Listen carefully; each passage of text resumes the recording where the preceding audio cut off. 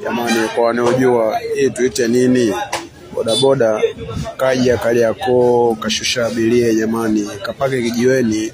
Tumeangalia pikipiki yake vizuri, unajua mtu lazima uangalie pikipiki yake, pikipiki yako zako. Umeona, tumeangalia tumemkuta huyu bodaboda yuko na paka huyo, kama mnavyomuona jamani, paka kwenye pikipiki hataki kutoka. Kila unapojaribu kumtoa hataki kutoka. Bodaboda kaja na paka mjini. Jamani, hii ni hatari.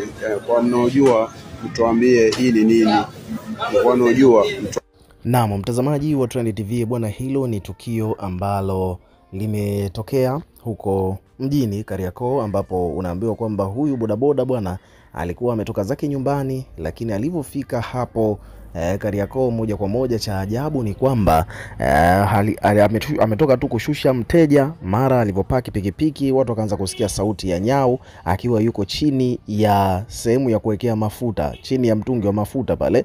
Ni kwamba kulikuwa kuna paka, kitu ambacho kimeibua taharuki na watu wengi sana kushangaa kwamba imekuwaje bodaboda ametoka nyumbani, ametoka huko, amekuja ameshusha mteja, then akawa amepaki pikipiki kijiweni, alafu kumbe pikipiki yake chini kulikuwa kuna nyau kama unavyoona. Kwa hiyo ni moja kati ya vitu ambavyo vimefanya watu wengi sana wajiulize kwamba ni imani za kishirikina, huyu bodaboda yeye ndo mshirikina, au kuna mtu mshirikina anamchezea huyu bodaboda, au nini ambacho kinaendelea. Kwa hiyo hii video bwana imeenda viral sana huko mitandaoni na wadau wengi wamekuja kuweka maoni yao. Nataka nikusomea hapa baadhi ya comment ambazo zimejitokeza. Kwa mfano, kuna mtu hapa amesema kwamba bwana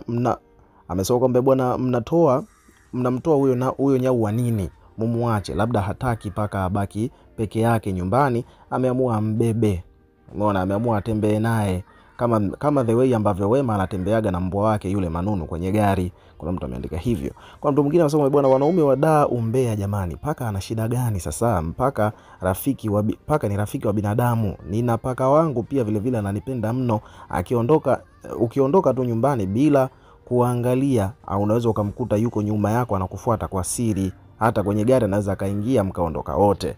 Kwa mtu ameandika hivyo. Kwa watu hapa wamehusisha hii na imani za kishirikina. Je, wewe pia ukiwa kama mdau unahisi kwamba nini kinaendelea hapo? Hebu tuwekee maoni yako katika comment section hapo chini, tutakuwa tukisoma na kureplay kila comment ambayo tutakuwa tunaiona.